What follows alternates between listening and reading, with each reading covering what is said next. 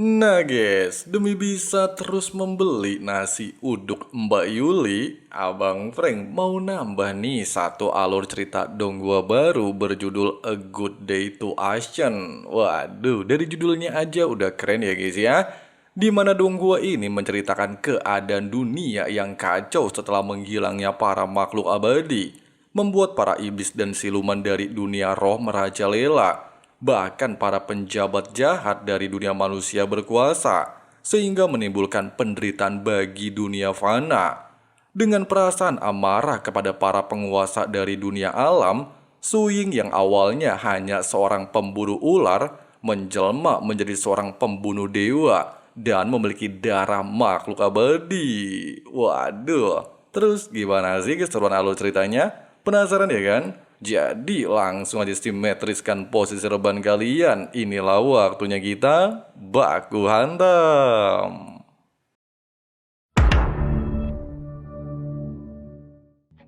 Di awal cerita, sekelompok makhluk abadi aliran pemurnian energi terlihat mencoba melewati petaka petir. Namun kali ini sesuatu yang belum pernah terjadi sebelumnya muncul. Petaka petir yang turun bukan lagi sekedar ujian biasa, melainkan bencana yang seolah-olah berasal langsung dari kehendak langit, sehingga menandakan tidak ada lagi makhluk abadi yang mampu menembus ranah.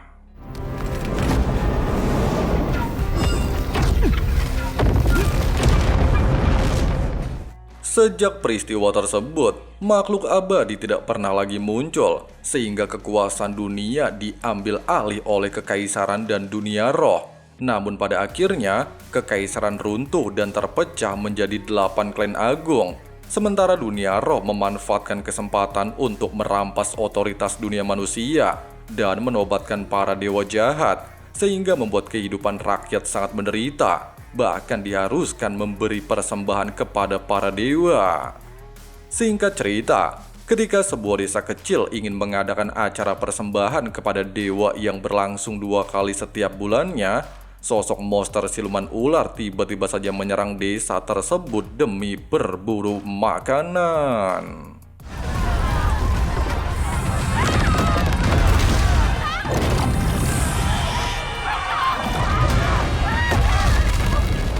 Di tengah-tengah kepanikan, seorang pemuda bernama Suying menunjukkan diri dan langsung menghadapi siluman ular. Dikarenakan dia adalah pemburu ular yang telah bekerja di bidangnya selama 6 tahun, Suying tidak mengetahui titik kelemahan siluman ular, sehingga tanpa harus melakukan pertarungan panjang, dia berhasil melumpuhkan siluman ular dengan sangat mudah.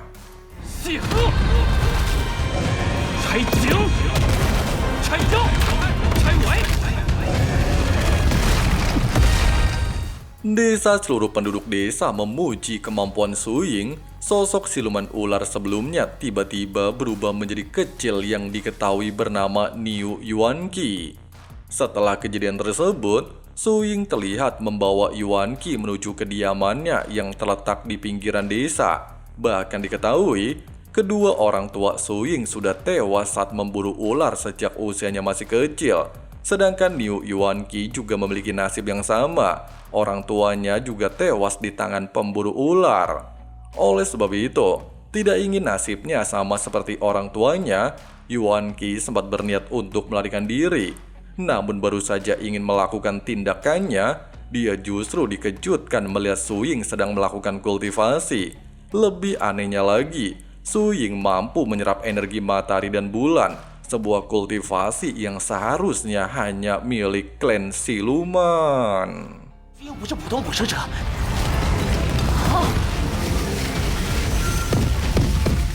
Tidak berselang lama, Suying mulai bertanya kepada Yuanqi bagaimana dia bisa menjadi siluman. Yuanqi mengatakan leluhurnya hanya ular biasa dan tanpa sengaja menemukan 2 gulungan kitab serta sebuah pil. Setelah memakan pil, leluhurnya mampu membaca kitab hingga akhirnya mampu berevolusi menjadi siluman ular serta mewariskan kedua gulungan kepada setiap generasi. Kedua kitab tersebut berisi teknik pemandu matahari besar dan teknik tinju iblis sapi berkekuatan gajah. Namun sayangnya, Kedua gulungan tersebut hanyalah berisi teknik hingga tahap penyerapan energi, sama seperti teknik-teknik siluman yang selama ini Su Ying pelajari dari siluman-siluman lainnya. Sementara itu, seluruh warga desa mulai berkumpul di kuil untuk menjalankan ritual persembahan. Di antara mereka, Paman Jianglu alias orang yang selama ini merawat Su Ying terlihat gelisah. Pasalnya dia tidak mampu membawa persembahan kepada Dewa Roh penjaga desa Jiang. Tidak berselang lama, Dewa Roh bernama Tancang akhirnya muncul untuk menerima persembahan para penduduk desa, sehingga membuat semua warga merasa cemas persembahan mereka dianggap kurang. Dan di momen inilah, ketakutan Jianglu terbukti. Tancang terlihat sangat murka, pasalnya dia mengetahui hanya Jianglu yang tidak membawa persembahan, bahkan menuntut agar Jianglu menyerahkan putrinya sebagai gantinya.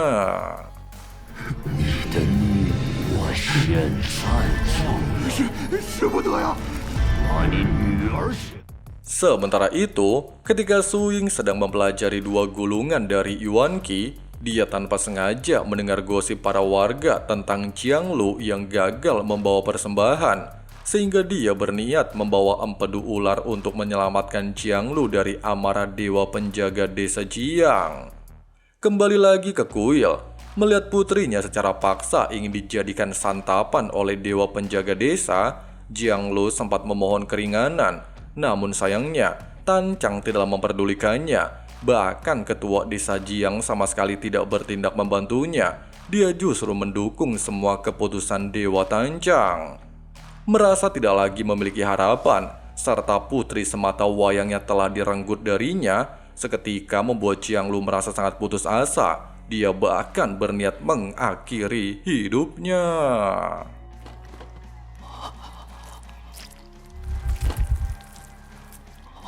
Melihat orang yang telah merawatnya sejak kecil tewas secara mengenaskan, jelas menjadi pukulan telak bagi Su Ying. Bahkan ketika ketua desa Jiang mencoba mengusirnya dari kuil, Su Ying langsung menghantamnya hingga tewas, sehingga membuat Dewa Tancang segera turun tangan dan menganggap Su Ying tidak menghormatinya sebagai dewa yang dipuja oleh manusia.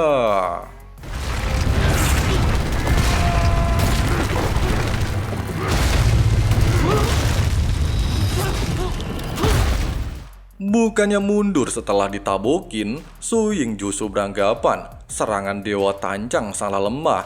Bahkan dengan emosi yang masih meluap, Su Ying mampu dengan singkat mengaktifkan 4 dari 7 tingkat teknik tinju iblis sapi berkekuatan gajah yang baru saja dia pelajari. Bahkan langsung membuat Dewa Tancang kewalahan menghadapi serangan Su Ying.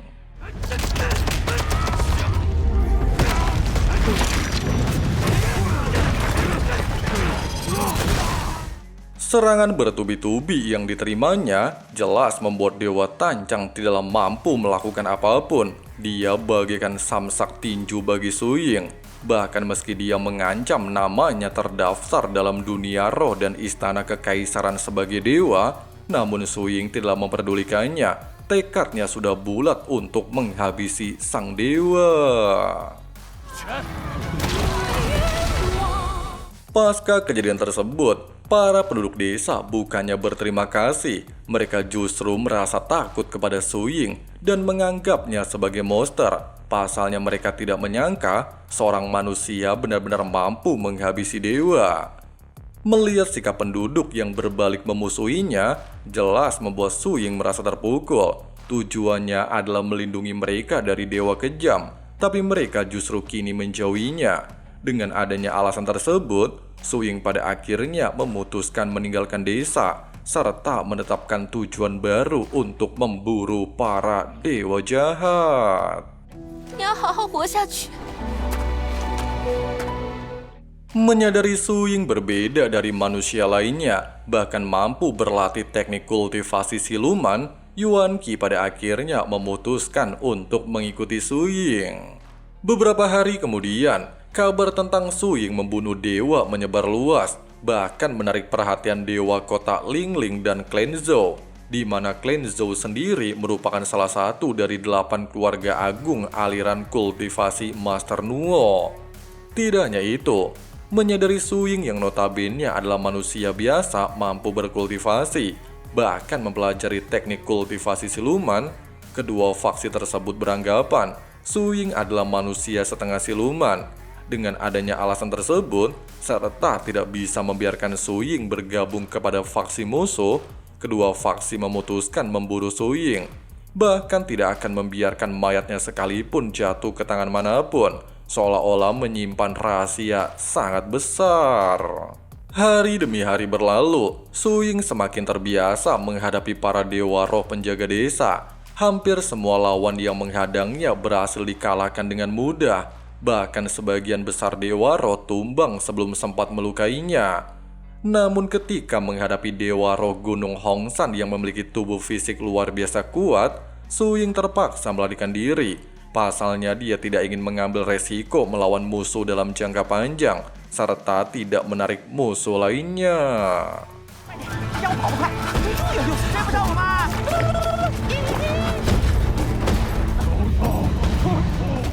Setelah berhasil lolos, mereka beristirahat di sebuah hutan yang cukup jauh dari lokasi pengejaran. Di tengah-tengah waktu istirahat tersebut, menyadari Su Ying menjadi buronan, serta tidaklah akan aman jika berkeliaran di wilayah kota Lingling, Yuan Qi menawarkan kepada Su Ying untuk pergi ke Gua Qinyan di Gunung Wuang, sehingga mereka sementara waktu bisa bersembunyi dari kejaran kedua faksi. Namun jaraknya cukup jauh, sekitar 100 km. Belum sempat Su Ying memikirkan hal tersebut, sosok Master Nuo bernama Ding Kuan menemukannya. Tujuannya jelas ingin menangkap Su Ying sesuai dengan perintah keluarga Zhou. Sebelum baku hantam dimulai, sebuah fakta terungkap dari perkataan Ding Kuan. Seorang manusia yang mampu berkultivasi secara ortodoks disebut Master Nuo. Bahkan teknik kultivasi seorang Master Nuo saat ini hanya dikuasai oleh anggota 8 klan agung. Di tengah-tengah obrolan tersebut, Ding Kuan tiba-tiba melepaskan serangan akar rotan untuk menjebak Su Ying.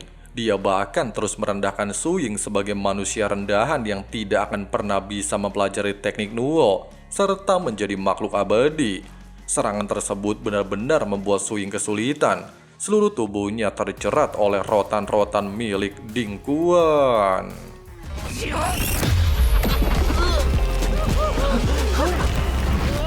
Di saat Ding Kuan beranggapan misinya telah selesai, Su Ying justru mendapatkan terobosan. Dia mampu memadukan teknik tubuh matahari dan teknik tinju sapi, sehingga mampu menciptakan efek api untuk menghancurkan rotan di sekitarnya.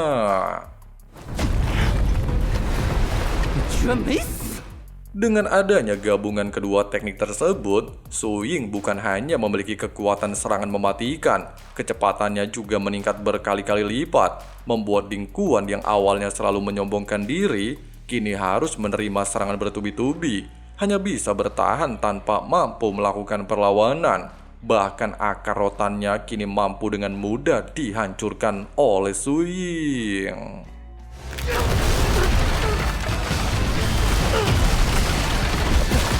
Menyadari keadaan mulai berbalik, Ding Kuan akhirnya memilih mundur ke dalam hutan.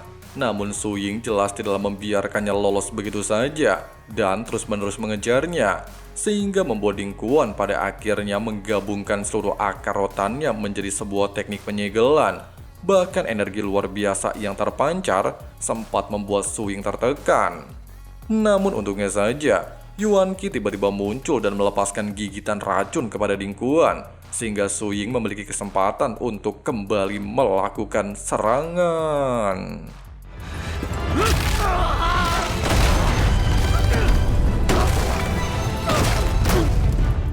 Sayangnya, belum sempat menghabisinya, Ding Kuan mampu menggunakan teknik penyangga akar rotan untuk melarikan diri melewati jalur bawah tanah, serta berjanji akan membalaskan dendam kekalahannya di masa depan.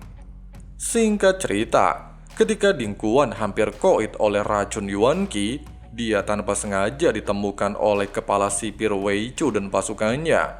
Bahkan dikarenakan mereka sama-sama seorang Master Nuo yang bekerja untuk klan Zhou, Wei Chu pada akhirnya membantu Ding Kuan menghilangkan racun dan menyelamatkan nyawanya.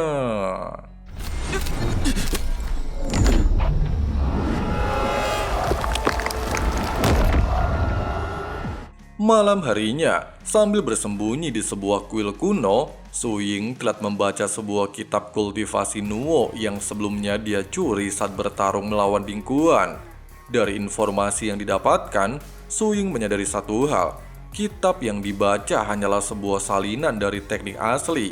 Dengan kata lain, Dingguan selama ini hanya berkultivasi secara diam-diam, serta menyalin teknik dari klan Zhou.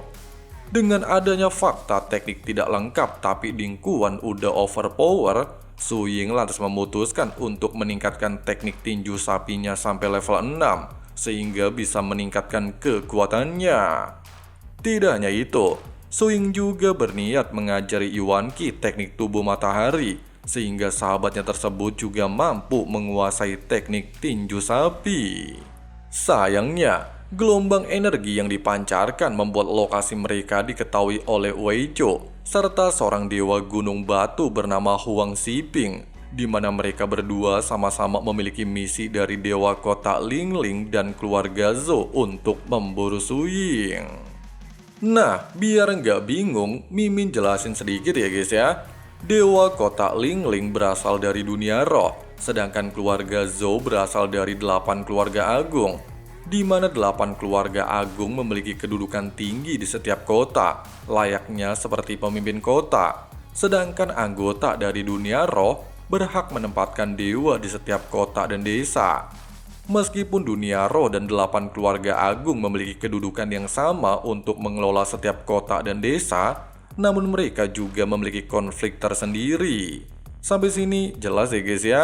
Ya intinya cuma satu. Kalau bentuknya manusia, berasal dari 8 keluarga agung. Tapi kalau bentuknya syaiton, maka dari dunia roh. Selain itu juga, dalam series Donghua ini, ada 3 aliran kultivasi. Pertama, kultivasi siluman yang berasal dari dunia roh. Kedua, kultivasi Nuo yang berasal dari 8 keluarga agung. Sedangkan aliran terakhir disebut sebagai aliran pemurnian energi, sebuah aliran yang berasal dari makhluk abadi, serta sudah hampir musnah sejak zaman kuno. Hal itu diakibatkan oleh aturan langit yang sempat kita bahas di awal video. Sampai sini jelas banget ya kan?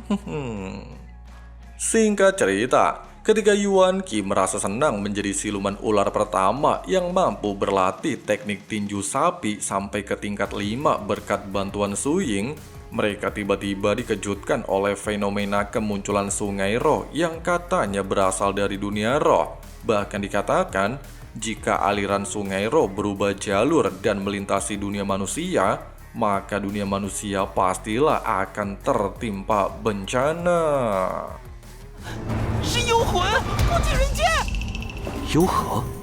Nah, ternyata sungai roh bisa berubah aliran ke dunia manusia akibat tindakan 2 praktisi aliran pemurnian energi bernama Sisan dan Siang. Mereka sengaja membantai seluruh manusia fana di wilayah kerajaan Zudo sehingga bisa menarik perhatian dewa wabah turun ke dunia. Dengan begitu, segel legendaris bisa terbuka, serta praktisi aliran pemurnian energi bisa kembali bangkit. Bencana sungai roh benar-benar menyeramkan.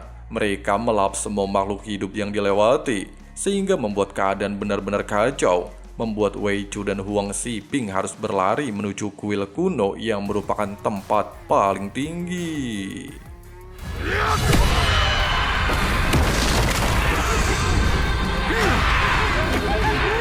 Melihat kedua musuh yang memburunya berada di kuil yang sama, Su Ying tidaklah panik. Dia justru menawarkan gencatan senjata. Pasalnya jika mereka baku hantam dalam keadaan seperti ini, maka pastilah akan sama-sama dirugikan.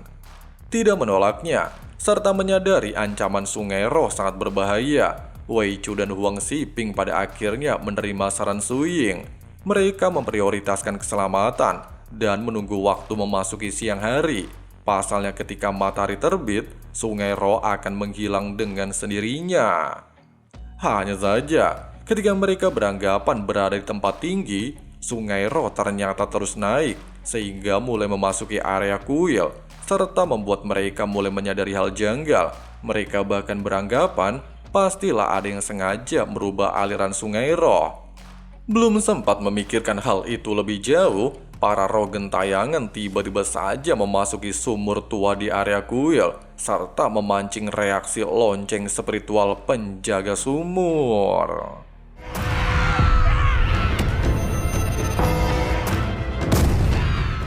Meskipun sempat terkejut melihat ada artefak lonceng luar biasa hebat di kuil bobrok seperti ini, namun yang membuat mereka lebih heran, benda apakah yang ada di dalam sumur hingga dijaga oleh artefak tingkat tinggi? Belum sempat mendapatkan jawaban dan mencoba mengintip ke dalam sumur, mereka justru melihat sebuah peti mati yang mampu melepaskan kekuatan ilusi luar biasa. Bahkan membuat mereka tanpa sadar langsung mencoba menarik peti mati tersebut keluar dari sumur.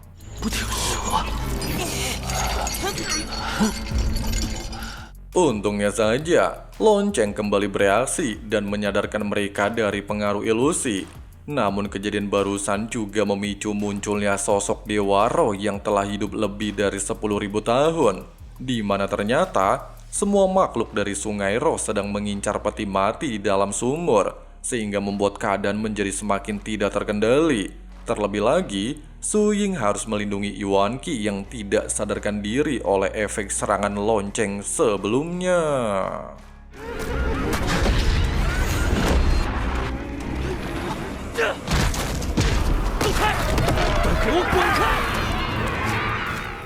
Meskipun artefak lonceng terus-menerus mencoba mencegah para roh menarik peti mati keluar dari sumur, namun dikarenakan jumlah makhluk roh tidak ada habisnya, serta adanya sosok dewa roh sejati, hal itu membuat lonceng juga mulai kewalahan menghadapi setiap serangan.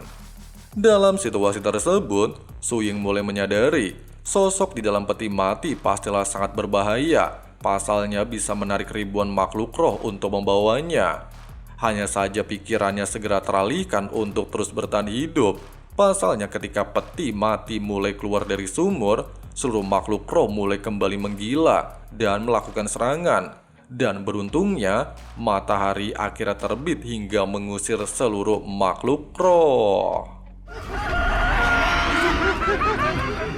Setelah keadaan kembali tenang, serta Su Ying terlihat heran kemana perginya artefak lonceng, dia justru tanpa sengaja melihat sosok wanita cantik bernama Qingbi. Dia adalah sosok roh dalam peti mati dan merupakan praktisi aliran pemurnian energi. Di saat Su Ying terpukau melihat kecantikannya, Qingbi sendiri justru merasa heran.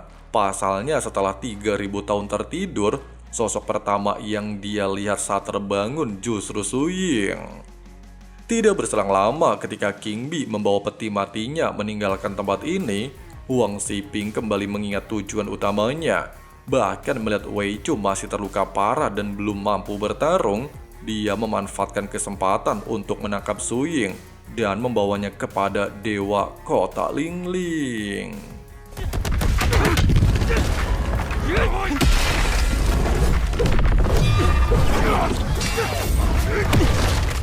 Di awal baku hantam, merasakan kekuatan Su Ying luar biasa kuat, seketika membuat Huang Xiping mulai bertanya-tanya, apakah Su Ying benar-benar manusia? Terlebih lagi teknik yang dia gunakan berasal dari siluman.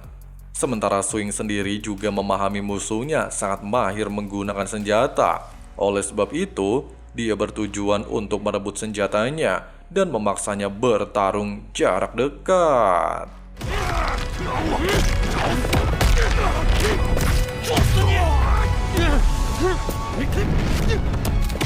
Merasa terdesak, Huang Xiping akhirnya mengaktifkan mode monster serigala sehingga mampu meningkatkan kecepatan dan kekuatan serangannya.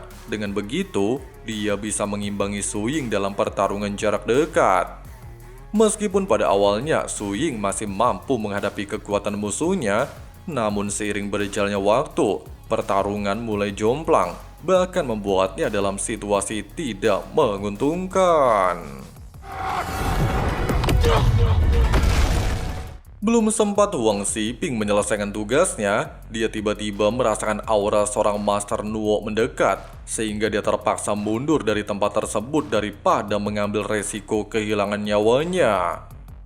Pasca kepergian Huang Xiping, Wei Chu telah terbangun dia ternyata sengaja berpura-pura tidak sadarkan diri dan sengaja menunggu Su Ying kehabisan tenaga. Yang lebih merepotkannya lagi, Ding Quan tiba-tiba saja muncul di tempat ini untuk membalaskan dendamnya kepada Su Ying.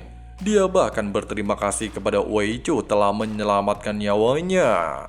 Meskipun keadaan sempat membuat Su Ying berada dalam situasi tidak menguntungkan, namun mengingat Ding Quan sebelumnya secara diam-diam menyalin teknik kultivasi Nuo dari keluarga Zhou, Su Ying lantas mulai membacakan isi kitab tersebut, sehingga membuat Ding Quan mulai panik.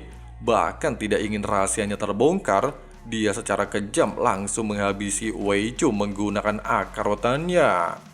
Tidak hanya itu, meskipun Ding Quan benar-benar terpaksa harus membunuh orang yang telah menyelamatkan hidupnya hanya demi menjaga rahasianya, namun dia juga secara kejam menyerap energi milik Wei Chu untuk meningkatkan kekuatannya. Di momen krusial tersebut, Yuan Qi akhirnya tersadar, bahkan langsung mencoba menyerang Ding Quan untuk memberi waktu kepada Su Ying beristirahat, serta menemukan cara untuk mengalahkan Ding Quan. Memanfaatkan waktu yang diberikan sahabatnya, Su Ying lantas mulai memahami isi kitab Nuo milik Ding Quan, sehingga bisa menemukan kelemahan dari teknik Nuo rahasia Niwan.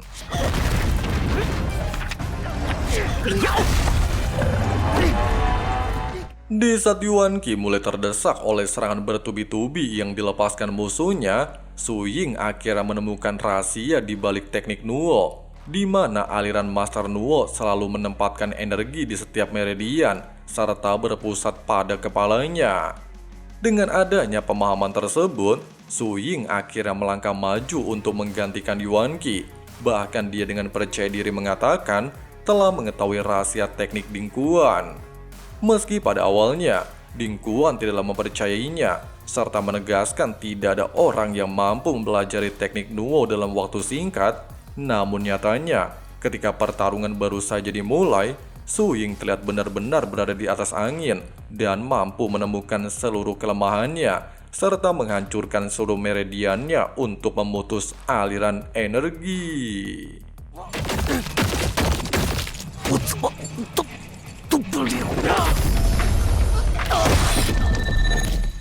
Singkat cerita, setelah pertarungan berakhir, Su Ying lantas melanjutkan perjalanan menuju Goa Qinyan.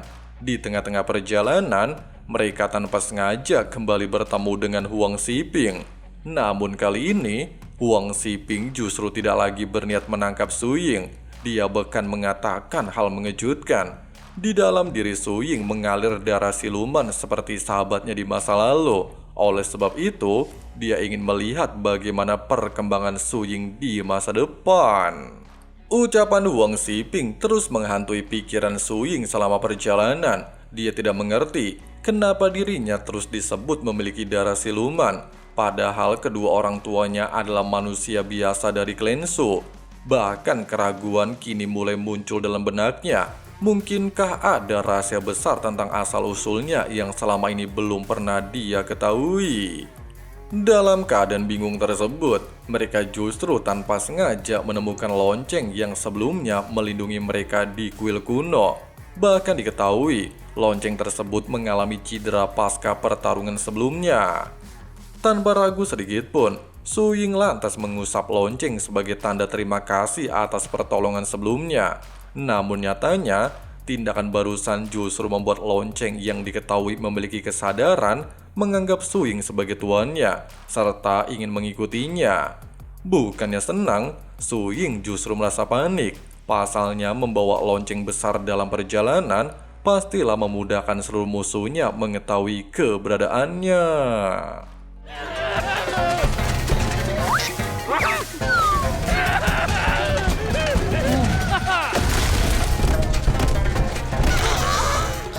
Di saat berusaha menjauh dari lonceng, mereka justru tiba di sebuah tempat yang menyimpan pemandangan mengerikan.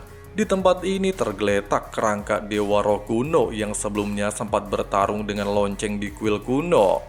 Dengan rasa penasaran, Su Ying mencoba mendekat dan tanpa sengaja melihat sebuah tulisan kuno. Dan anehnya lagi, Su Ying justru mampu membaca tulisan tersebut. Bahkan ketika dia mulai membacanya, kerangka Dewa Roh justru terbangun dan memanggil Su Ying dengan sebutan Master Abadi.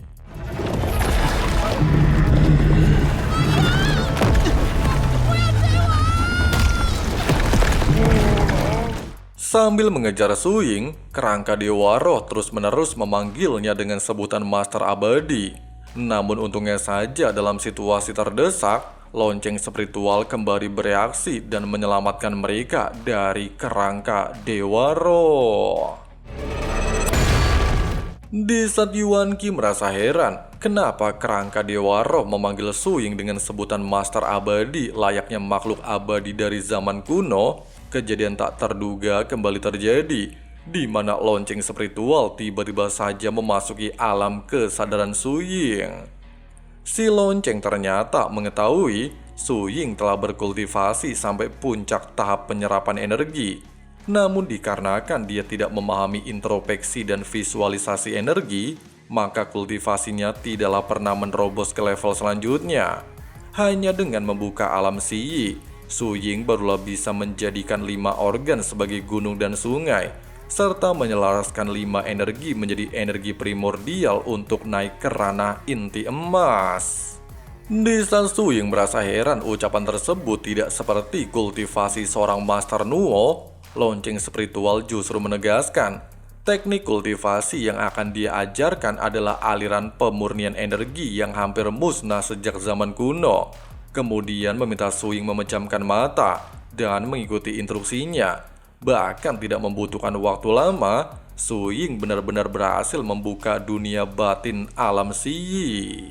Sementara itu di klan Yuan yang merupakan salah satu dari 8 klan agung, kita diperlihatkan dengan seorang gadis bernama Yuan Weiying. Meskipun terlihat sangat manja, namun Yuan Weiying harus memikul tanggung jawab besar sebagai pewaris satu-satunya klan Yuan. Bahkan untuk menyembunyikan identitasnya sebagai seorang perempuan, keluarga Yuan justru mengatakan kepada dunia dia adalah anak laki-laki. 老祖母也对外边说我是个男孩子。你也知道，我知道。 Kembali ke tempat Su Ying, berkat arahan lonceng spiritual, dia mampu merubah 5 energi menjadi energi primordial.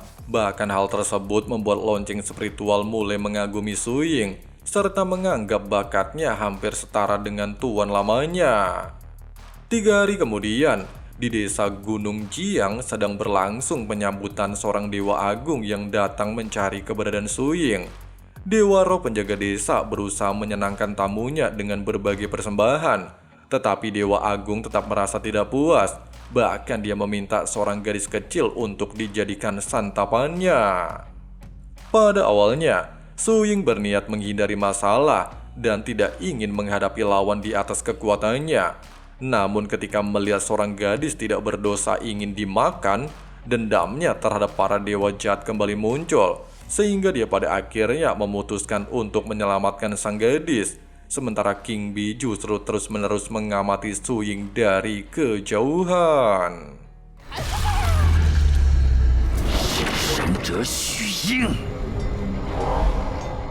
Melihat Su Ying sang pembunuh dewa justru muncul di hadapannya, jelas membuat Dewa Agung merasa puas.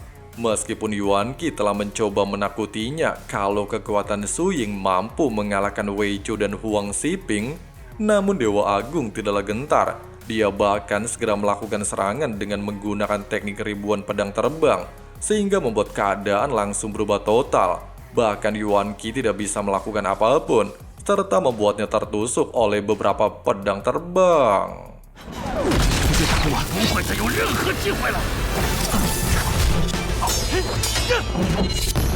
Melihat Su Ying bertarung melawan Dewa Agung demi menyelamatkannya, seketika membuat si gadis bocil mulai tersentuh. Sementara Su Ying semakin terdesak oleh setiap serangan pedang Dewa Agung. Menyadari tidak bisa terus melakukan pertarungan jarak jauh, Su Ying lantas mencoba mencari celah melakukan serangan jarak dekat. Dia dengan sigap menggunakan kecepatannya demi mencari titik buta serangan.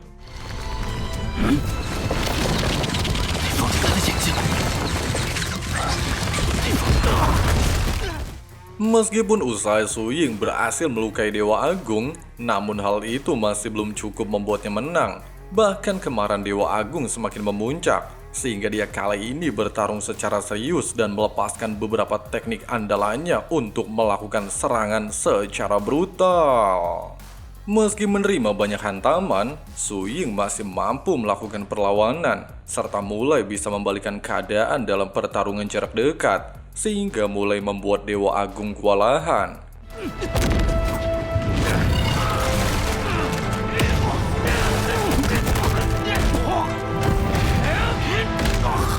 Menyadari Su Ying sangat ingin melindungi manusia lainnya, Dewa Agung justru secara nekat melakukan tindakan licik dan menyerang si gadis bocil, sehingga memaksa Su Ying menggunakan tubuhnya untuk melindunginya. Melihat Su Ying mengorbankan nyawa demi melindunginya, jelas membuat si gadis bocil semakin tersentuh. Pasalnya selama ini dia dicap sebagai pembawa sial oleh seluruh penduduk desa, dan akhirnya ada orang yang benar-benar peduli kepadanya. Dengan adanya fakta tersebut, si gadis bocil justru secara nekat menggunakan tubuhnya untuk balik melindungi Su Ying yang saat ini sudah tidak berdaya. Sementara itu di alam kesadaran, lonceng spiritual justru berniat mengajari Su Ying teknik tubuh energi kotor. Asalkan Su Ying mampu menguasainya, dewa rendahan hanyalah sampah di matanya.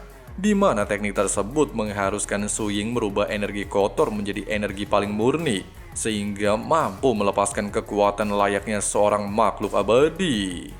Tidak butuh waktu lama ketika sang gadis diambang kematian, Su Ying akhirnya bangkit dan memblokir serangan Dewa Agung. Bahkan dengan keberhasilan menguasai teknik tubuh kotor, kekuatan dan penampilan Su Ying langsung berubah total. Tidak hanya itu, dengan kekuatan tersebut, Dewa Agung yang awalnya sangat mendominasi, kini benar-benar bagaikan semut di mata Su Ying. Dia mampu dengan mudah menghabisinya.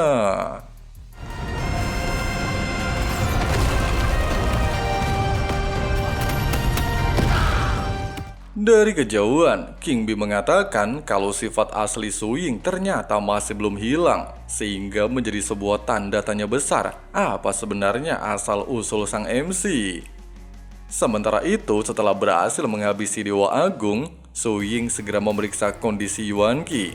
Meskipun sahabatnya tersebut terluka parah, namun untungnya masih bisa diselamatkan. Oleh sebab itu, Su Ying berniat untuk pergi ke kota Praja Huang Tianpu demi membeli bahan obat, serta meminta si gadis bocil untuk menjaga sahabatnya. 不要离太近，不要让他死掉了。给他端盆水喝。 Setibanya di kota dan membeli obat, Su Ying justru dikejutkan kota tersebut sedang mengadakan acara mengangkat Dewa Roh yang baru. Sehingga melihat kemeriahan tersebut membuat Su Ying penasaran dan ingin melihat proses penobatan. 皇员外灵位，皇田铺之神，薛灵府奉旨。 Ketika upacara dimulai, Su Ying mengetahui bahwa Dewa Roh Agung yang baru adalah Huang Sando, seorang manusia yang dipercaya memperoleh kedudukan dewa setelah meninggal dunia. Namun semakin lama dia mendengar penjelasan seorang kakek tua, semakin banyak kejanggalan yang terungkap. Sosok yang dipuja sebagai calon dewa ternyata semasa hidup dikenal sebagai tuan tanah yang kejam. Dia memperkaya diri dengan berbagai cara yang tidak bermoral. Di waktu yang sama, Dewa Roh Kota Lingling terlihat menunjukkan diri dan menghampiri sosok kakek tua yang sebelumnya berbicara dengan Su Ying.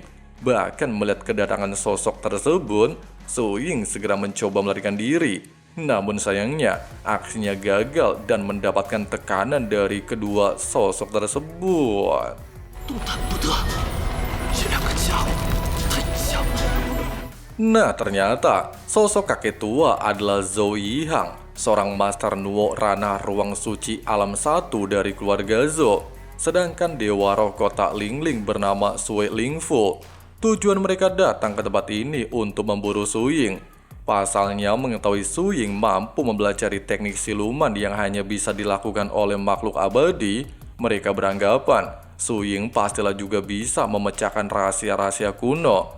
Bahkan jika tidak berhasil mendapatkan Swing untuk bergabung, kedua sosok tersebut ingin menghabisinya, sehingga tidak ada satupun pihak yang bisa mendapatkan keuntungan dari rahasia kuno peninggalan klan makhluk abadi. 能留给人界，最好魂飞魄散。 Nah guys, seperti itulah pembahasan alur cerita Donghua A Good Day to Ashen dan episode 1-7-nya ya guys ya.